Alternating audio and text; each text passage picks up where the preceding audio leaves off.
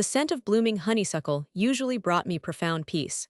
A gentle, fragrant reminder of why I'd chosen to spend my entire life in Harmony Ridge, Pennsylvania.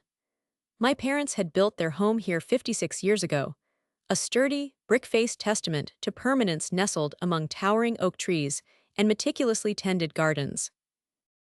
Vivian Holloway, their only child, had inherited not just their quiet appreciation for order, but also a deep-seated commitment to the well-being of our community. I ran the local community watch, not with a loud megaphone or a demanding presence, but with a discerning eye and a patient, strategizing mind. I was the quiet observer, the one who noticed the subtle shifts in the neighborhood's rhythm, the one who understood that true peace wasn't just the absence of noise, but the collective respect for boundaries. For decades, our driveway had stood as a clear, unspoken boundary. It branched into two distinct parking paths, one leading to the main garage, the other a convenient, well-used spot right by the side entrance, perfect for quick errands or for when I came to visit. And lately, I was visiting more and more often. My mother, my vibrant, sharp-witted mother, was slowly, agonizingly succumbing to the cruel grip of Alzheimer's disease. Her mind, once a finely tuned instrument, now drifted like a forgotten kite in a shifting breeze. I tried to spend at least 3 days a week at my parents' house, navigating the delicate dance of assisting my father, a man of endless patience but sometimes too much politeness, and being present for my mother's fleeting moments of clarity. It was after a 2-week work trip, a necessary but emotionally draining absence, that I first felt the jarring discord. I turned onto our familiar street, the late afternoon sun casting long, golden shadows across the familiar lawns, and a knot tightened in my stomach. There, precisely where I usually parked my sensible sedan, sat a strange car. A sleek, obsidian-black vehicle, far too new and ostentatious for our quiet, established street, was perched squarely on our side parking pad. It hummed with a quiet defiance, a foreign presence disturbing the serene landscape of my parents' property. My discerning eye immediately picked up on the subtle wrongness of it, the way it jutted out just a hair too far, the tires leaving faint, fresh imprints on the gravel where my own vehicle usually settled. I pulled my car into the main garage, the familiar scent of oil and old wood doing little to calm the prickle of unease that had begun to spread through me. Inside, I found my father in the den, lost in the pages of a well-worn gardening magazine. "Dad," I began, trying to keep my voice light, "who's visiting?" I saw a new car in the driveway. He peered over the top of his reading glasses, his brow furrowed with mild confusion. "No one's visiting, honey, why do you ask?" I gestured vaguely towards the window. "The black car, out front." A faint blush crept up his neck and he cleared his throat, avoiding my gaze. This wasn't like him. My father was a straightforward man, but also one who abhorred conflict. The silence stretched, thick with unspoken meaning. I felt a familiar frustration begin to simmer beneath my patient exterior. This was more than just a car. This was an intrusion, and my father's discomfort indicated a deeper story. "Dad," I pressed gently, my voice firm but not accusatory, "that car is in our driveway. Who does it belong to and why is it there?" He finally broke eye contact with the ceiling, sighing heavily. "Oh, that's the new neighbors, dear. Mr. and Mrs. Albright, I believe their names are. They've just started parking there." My patience, usually a deep well, was beginning to feel a distinct tremor. Spontaneously, without asking, my mind, always strategizing, immediately began to piece together the pieces of a puzzle I hadn't known existed. "But why, Dad?" did they ask. "Do they not have enough space?" My father shifted uncomfortably in his armchair, the magazine now forgotten in his lap. "Well, apparently," he began, his voice dropping to a near whisper, "your mother told them it was okay. She was just a little confused, honey. You know how she gets sometimes." A cold dread seeped into my bones, replacing the initial annoyance with something far more serious. My mother, in her moments of profound confusion, was vulnerable. To be taken advantage of, even in such a seemingly minor way, struck a discordant note deep within me.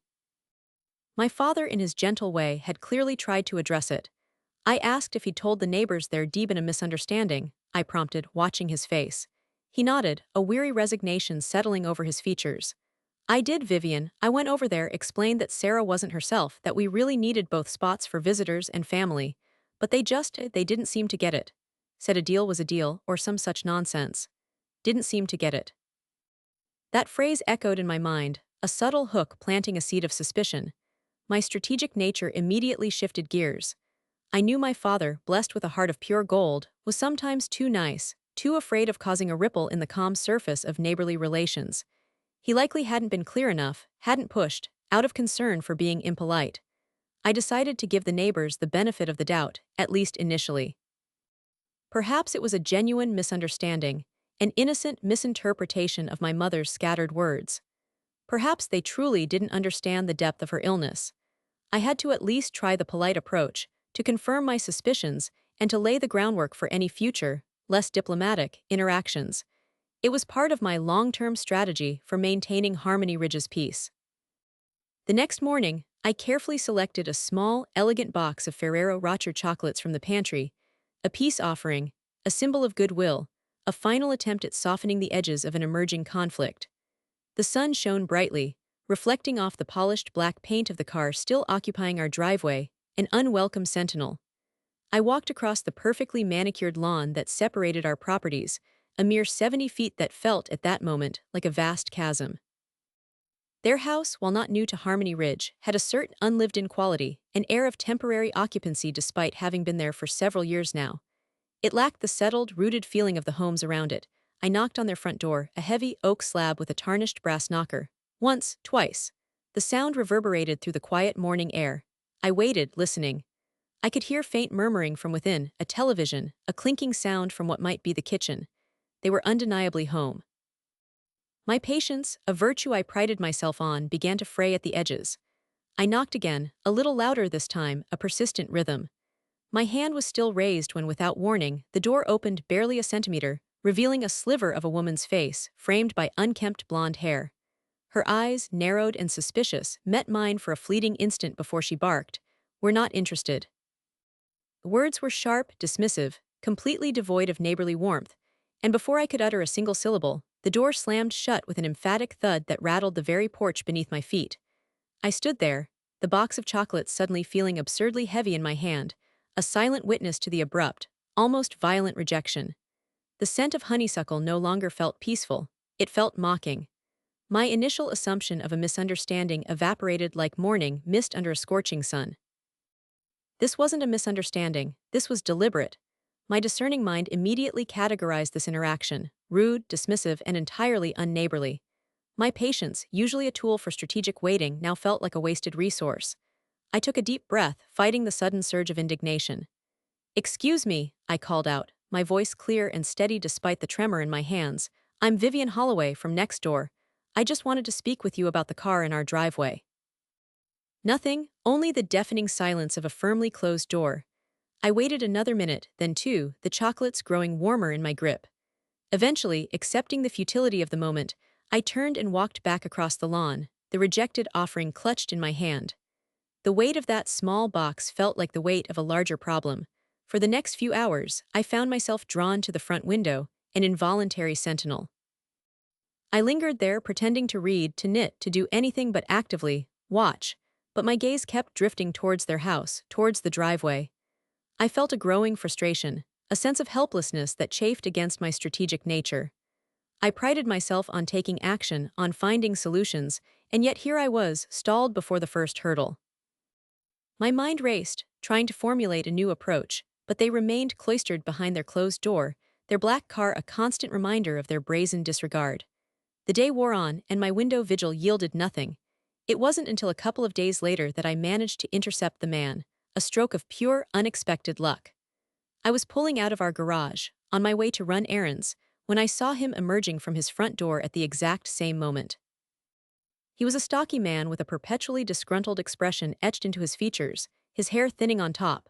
Our eyes met, and I saw a flash of surprise, then something akin to annoyance cross his face. He clearly wanted to avoid me, to slip into his ominous black car and vanish.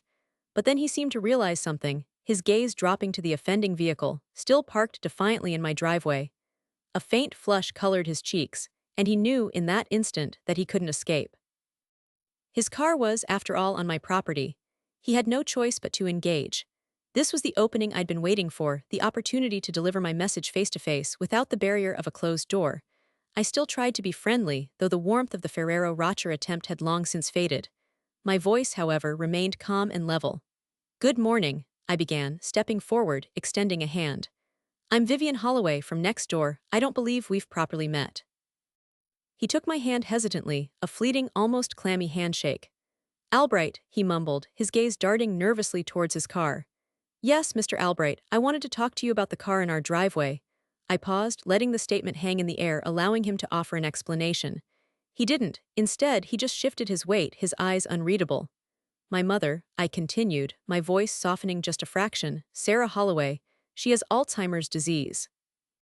It's a progressive illness, and unfortunately, she has moments of severe confusion.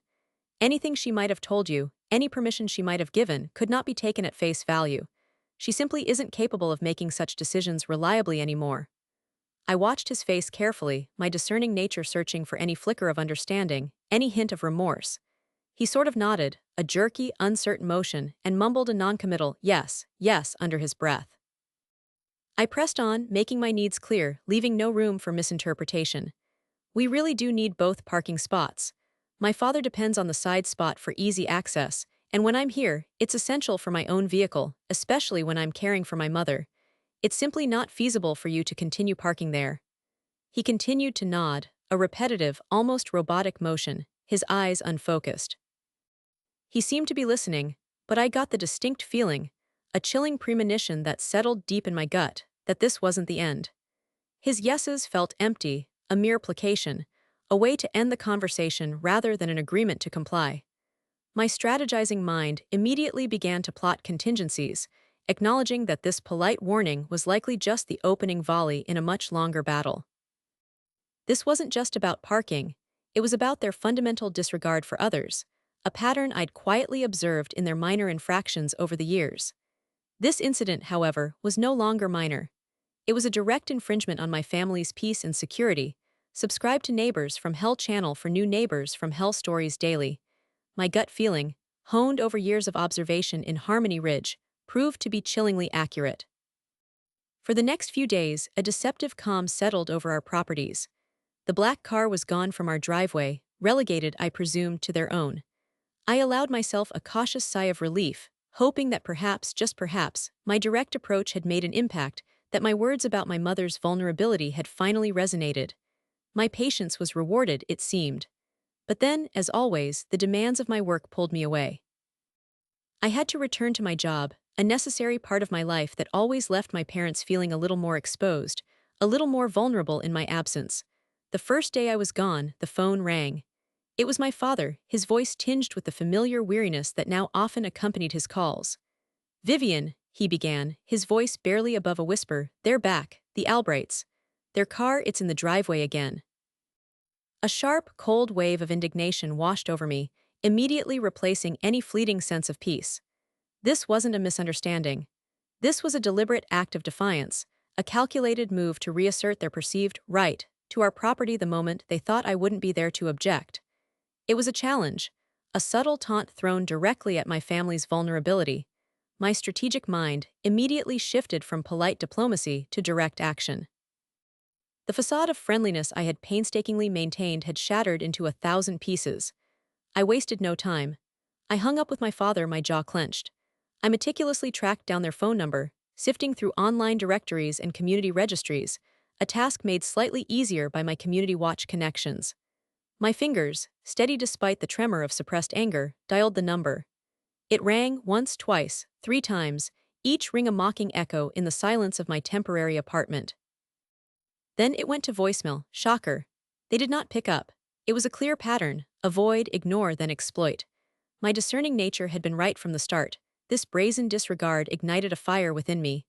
I rearranged my work schedule, canceling appointments with an unapologetic firmness. The idea of them brazenly parking their vehicle on my vulnerable parents' property, treating my mother's illness as a loophole to exploit, was an insult I simply could not abide. I left work a day earlier than I'd planned, the drive back to Harmony Ridge feeling like an eternity, each mile fueled by a mounting sense of righteous anger. As I pulled onto our street, my eyes immediately locked onto the familiar black shape. There it was again, defiant. Entitled, my patience had worn thin, replaced by a steely resolve. I didn't even bother to pull into our garage this time. I stopped directly in front of their house, got out of my car, and walked straight to their front door. The Ferrero Rocher niceties were a distant, forgotten memory. My knuckles rapped sharply against the oak, a loud, demanding summons. I waited and waited. I could hear movement inside, the faint clang of dishes, a television humming. The woman of the couple, Mrs. Albright, appeared in the window of the living room, a thin, almost translucent curtain obscuring her face but not her clear recognition of me. Our eyes met through the glass, she saw me. And still she didn't answer. She simply stood there, a silent, defiant statue behind the sheer fabric, making it abundantly clear that she intended to ignore me, just as she had before, just as they had ignored my father, just as they had ignored my phone calls. The absolute audacity of it took my breath away for a moment, then solidified my resolve. My strategic thinking kicked in. Diplomacy was clearly futile. They understood only one language: consequence. I pulled out my phone, my fingers flying across the keypad to dial the Harmony Ridge Police Department. My voice, though trembling slightly with suppressed rage, was calm and articulate as I explained the situation to the dispatcher.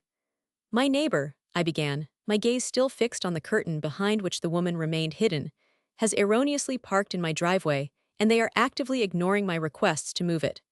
This is not the first time." I kept the details concise, professional, painting a clear picture for the authorities. I wasn't just an annoyed neighbor. I was a citizen reporting a persistent, intentional trespass. Within 15 minutes, a patrol car glided to a stop in front of their house.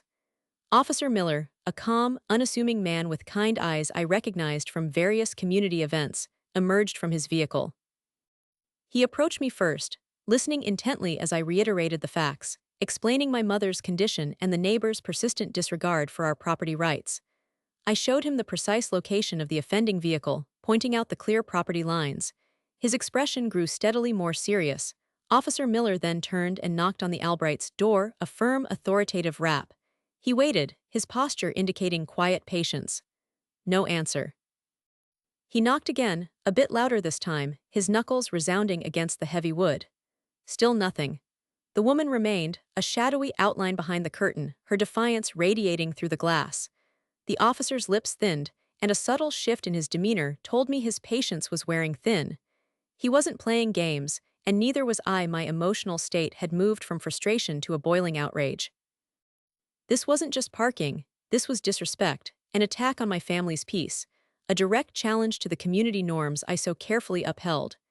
This disregard for authority, for basic decency, added another layer to the dossier I was silently compiling in my mind. This was a pattern of entitlement. The cop, clearly done with their passive-aggressive charade, pounded on the door, a resounding, no-nonsense thud that echoed through the quiet neighborhood. His voice, now laced with an edge of command, carried clearly through the open air. "Harmony Ridge Police, open the door. We need to speak with the residents about a vehicle in a neighboring driveway." The woman, finally, after what felt like an eternity of defiant silence, retreated from the window. Moments later, the door creaked open, and the husband, Mr. Albright, emerged. He was huffing and puffing, a performance of indignant inconvenience, as if we were the ones who had disrupted his peaceful afternoon, not the other way around. He stood on the porch, arms crossed, a clear aura of aggrieved victimhood emanating from him. Officer Miller wasted no time with pleasantries. His voice was firm, authoritative, leaving no room for argument. "Mr. Albright," he stated, his gaze fixed on the man, "your neighbors need you to move your vehicle from their property. It is currently trespassing." The words were clear, concise, and undeniable, but Mr. Albright, true to his entitled nature, immediately launched into a theatrical defense. "Now, hold on a minute, officer," he began, puffing out his chest, attempting to project an air of legal expertise he clearly didn't possess. "We have a verbal contract. Mrs. Holloway gave us permission to park there. It's a binding agreement." He was really feeling himself, playing lawyer, trying to muddy the waters with legal jargon he barely understood. I watched, my heart rate accelerating, a sick feeling twisting in my stomach as he dared to invoke my mother's name, her vulnerability, as justification for his brazen act. I had already explained my mother's condition to Officer Miller, of course, giving him the context he needed. The officer simply raised a hand, cutting Mr. Albright off mid-sentence. His voice was even, but the steel underneath was unmistakable. "Sir, that was then, this is now. Your neighbors, the property owners, now want you to move it. It's their property. Move it or it's going to be towed." Mr. Albright sputtered, his carefully constructed facade of legal authority crumbling around him. "But I need to talk to my lawyer. I need to consult with legal counsel. This is an outrage," he blustered, gesturing wildly, trying every delaying tactic he could think of. Officer Miller simply held up two fingers. "You have two choices, sir. You move it or we have it towed. Now." The officer's hand was already going to his radio, a clear signal that his patience had reached its absolute limit. It was then, with the very real threat of a tow truck looming, that Mr. Albright finally blurted out the truth, the real reason for their persistent trespass. His voice rose in a frantic whine. "But we have a new car, a new SUV. If we move this one back here to our driveway, there won't be enough space for both of them. It'll be too cramped." My eyes widened, a bitter laugh almost escaping my lips. This was it. The grand revelation. Their entire justification, their claim of a verbal contract with a woman suffering from dementia, was simply a cover for their own inconvenience, their own desire for more space, at the expense of our peace and property. It was the ultimate embodiment of their selfish entitlement. The officer, clearly exasperated by the man's petty excuse, simply shook his head. He was already on the phone, the words dispatch, requesting a tow for an illegally parked vehicle hanging in the air. That's when the Albrights finally moved. The husband, still huffing and puffing, stalked over to the black car, fumbling for his keys. The woman, still an unseen presence, emerged from the house, glaring at me with undisguised venom before disappearing back inside. The engine roared to life, and with a series of jerky maneuvers, the black car finally backed out of our driveway and into theirs, narrowly missing a small rose bush. Officer Miller watched them until the car was fully positioned. Then he turned to me, a small, knowing smile on his face. "Mrs. Holloway," he said, "they've been warned. If they try bringing their car back over, they'll be trespassing. We'll just send someone to tow it away immediately. No questions asked."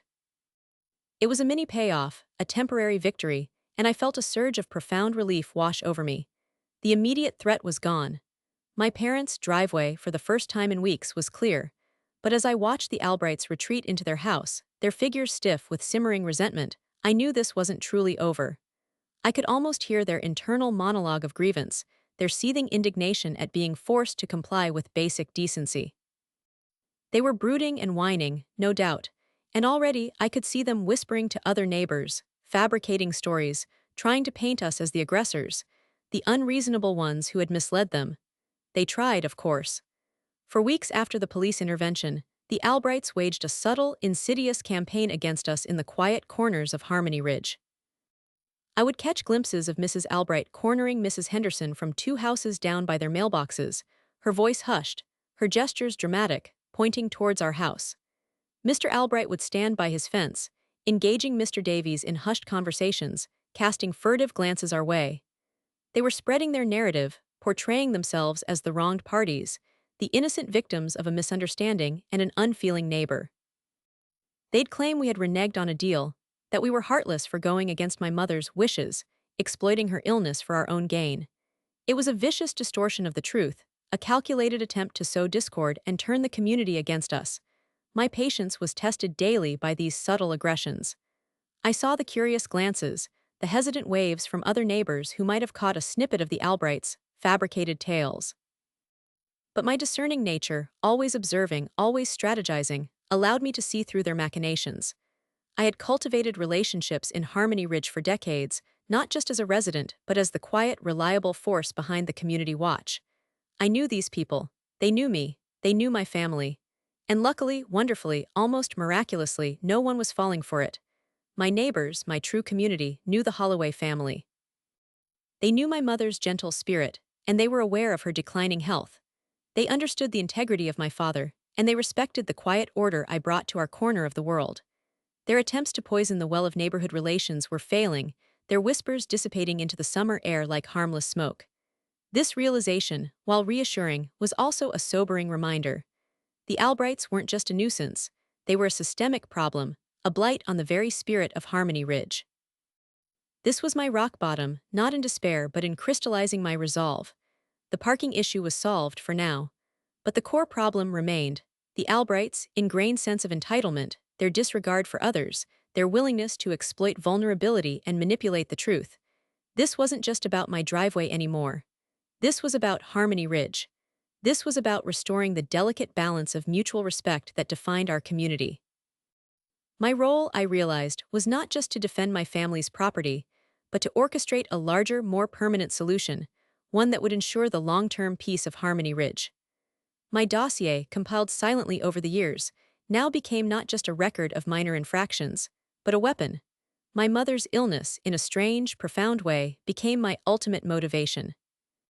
It wasn't just about protecting her from direct exploitation, but protecting the peace of the home she had built, the community she had loved, from the corrosive influence of people like the Albrights. My strategic mind, which had always preferred prevention to cure, now shifted to a meticulous, long-game offensive. The minor infractions I had quietly documented over the years, the overgrown hedges encroaching on the sidewalk, the bins left out days past collection, the late-night parties that exceeded noise ordinances, the unaddressed dog waste in their front yard, now coalesced into a pattern of chronic disregard for community standards and bylaws. I saw my opportunity for broader justice. The transformation was gradual but profound. From a state of simmering indignation, I ascended to a place of unwavering, calculated determination.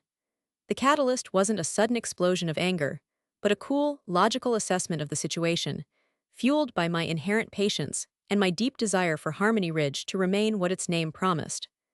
I realized that the Albrights' behavior, while perhaps minor in individual instances, formed a disturbing tapestry of disrespect. My quiet community watch efforts had given me unique insight. I had documented their habitual neglect of yard maintenance, the way their lawn would turn brown and patchy while everyone else's thrived, a silent visual blight. I had noted the loud, often vulgar arguments that would spill from their open windows late at night, disrupting the otherwise serene quiet of our suburban street. There were the mysterious, unpermitted sheds that had appeared in their backyard, seemingly overnight, and the persistent, low-level hum of machinery that suggested something beyond typical residential activities. My discerning eye had seen all of it, and my patient hand had recorded it. Now, it was time to leverage it. My plan was not about vengeance in the traditional sense, but about enforcement of established rules and a quiet application of pressure. I would use the system, the very framework that maintained order in Harmony Ridge, to bring about a just resolution. My dossier, a series of neatly dated entries in a leather-bound notebook, became my blueprint. It wasn't just about the driveway anymore. It was about every single encroachment, every piece of evidence of their entitlement and their pattern of selfish acts. The meticulous execution began. First, I delved into the minutiae of our homeowners association, the Harmony Ridge Property Owners Alliance. I didn't just read the bylaws, I memorized them. I cross-referenced their specific infractions with precise clauses regarding property maintenance, noise ordinances, architectural standards, and general nuisance provisions. My patience allowed me to spend hours sifting through pages of legalese, highlighting relevant sections. My strategizing was in full swing. This wasn't a dramatic confrontation. It was a slow, deliberate tightening of the noose. I started with the most irrefutable violations, the unpermitted sheds. The bylaws were crystal clear on this. Any external structure required prior approval from the Architectural Review Committee. I gathered photographic evidence, dated and time-stamped. Then, I drafted a formal, meticulously worded complaint to the Harmony Ridge Property Owners Alliance. I didn't make it emotional. I made it factual, citing specific dates, bylaws, and photographic exhibits. I sent it via certified mail, ensuring a paper trail. The Alliance, a well-oiled machine, responded predictably, sending the Albrights a formal notice of violation, requesting plans and applying for permits. The Albrights, predictably, ignored it. Next, I focused on the noise. My father, in his quiet way, had mentioned the late-night disturbances. I began keeping a detailed log: dates, times, types of noise, loud music, shouting, unfamiliar machinery hums, and duration. I invested in a simple decibel meter app on my phone, quietly recording sound levels when the disturbances were particularly egregious, always careful not to make my actions obvious. With this meticulously documented evidence, I filed official noise complaints with the Harmony Ridge Police Department, not just as a one-off, but as a recurring pattern, citing the previous police interaction regarding the driveway. Officer Miller, remembering the Albrights' defiance, took my report seriously. The property neglect was another key component. Their front lawn, once just patchy, was now developing distinct dead zones. Weeds proliferated in their flower beds. A section of their fence, on the side facing the street, had fallen into disrepair, splintered and leaning precariously. These were violations of basic community standards, outlined clearly in the Property Owners Alliance bylaws. I took more photographs, close-ups of the blight, wide shots showing the contrast with the meticulously maintained lawns of their neighbors. These complaints were filed with the Alliance as well, adding to the growing stack of formal warnings in the Albrights' file. Each step was deliberate, a small chip away at their entitlement. My patient accumulation of data, my discerning observation of their habits, now paid dividends. The Alliance levied fines for noncompliance, small at first, then escalating, doubling with each ignored notice. The police issued warnings for noise violations, and after multiple ignored warnings, actual citations. I heard through the community grapevine, which my community watch role made me particularly adept at tapping into, that the Albrights were furious. They grumbled about harassment, about nosy neighbors, about unreasonable rules. But the system, slow and bureaucratic as it sometimes was working. It was designed for sustained pressure, and I was the patient, unwavering hand applying it. The unpermitted sheds became a particularly effective point of leverage. After multiple ignored notices from the Alliance, they escalated the issue to the Harmony Ridge Township Zoning and Code Enforcement Office. A zoning inspector visited the Albrights' property. I saw his official vehicle, parked conspicuously out front. I watched from my window as he walked around their property, clipboard in hand, speaking to a visibly irate Mr. Albright. The hum of the mystery machinery from within the sheds, which I had logged repeatedly, piqued the inspector's interest. It turned out the sheds were larger than permitted, built too close to the property line, and crucially, were being used to store materials and equipment for an undeclared home-based side business. This violated both zoning and residential use regulations. This was a major escalation, a true turning point.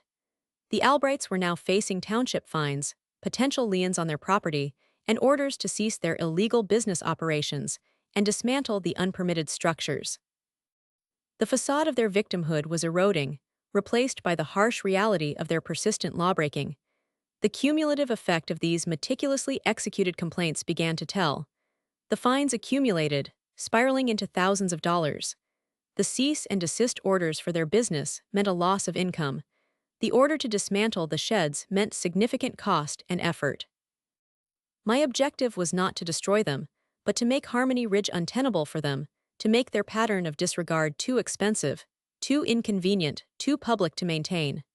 My emotional state, which had been simmering with outrage, now felt a quiet, powerful sense of vindication. The neighbors' reactions escalated from brooding and whining to outright desperation. I'd see them pacing in their yard, arguing fiercely.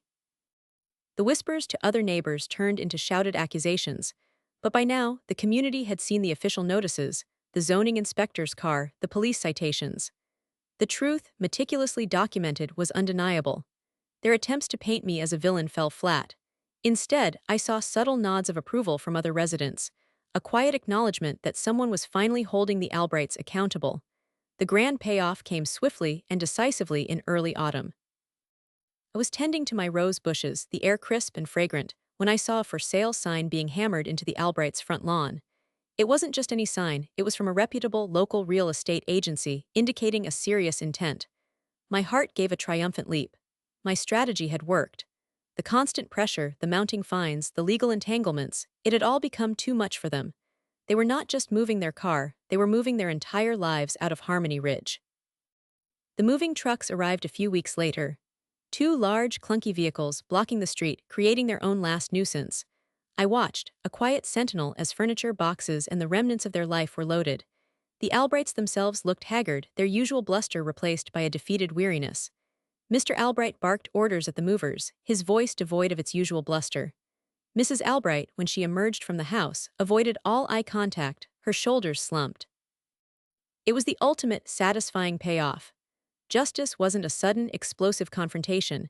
It was the slow, steady grind of consequences, meticulously applied, until the burden became unbearable. As the last truck pulled away, leaving behind a strangely hollow quiet, I felt a profound sense of relief wash over me, a feeling of deep satisfaction. Harmony Ridge, my home, could finally reclaim its peace. The air seemed lighter, the honeysuckle sweeter. My parents, too, felt the change. My father smiled more easily, and even my mother, in her clearer moments, seemed to sense a lifting of a quiet burden. The long-term consequences for Harmony Ridge were immediate and palpable. The property, once a visual sore, was quickly purchased by a young family, eager to embrace the quiet charm of the neighborhood. Their enthusiasm was contagious, their respect for the community evident in every small interaction. The rhythm of Harmony Ridge slowly, but surely, returned to its former peaceful cadence. And for me, my journey had culminated in a renewed sense of purpose. My role as a quiet orchestrator had brought about not just personal peace, but broader justice for my community. The dossier, once a tool for offense, now returned to its primary function. A quiet, patient record of the small, beautiful details that made Harmony Ridge special, a reminder of what needed to be protected. As for the surprising twist, a few days after the Albrights left, the new family, in the process of cleaning out the garage, discovered something peculiar. Tucked away in a dusty corner, hidden beneath an old tarp, was a small, crudely built wooden crate. Inside, meticulously packed and labeled, were dozens of tiny, ornate brass figurines. Each one, exquisitely detailed, was a miniature replica of a famous landmark from around the world: the Eiffel Tower, the Colosseum, the Sydney Opera House. On a piece of yellowed paper tucked into the crate, a handwritten note read, "Our collection. We were going to open a little souvenir shop right here, best place for tourists. Too bad they ruined it." It was then that the new family understood the true depth of the Albrights' delusion, their belief that Harmony Ridge, a quiet residential community, was merely a convenient staging ground for their grand, disruptive schemes, and that anyone who stood in their way was simply ruining their vision. Their entitlement wasn't just about parking.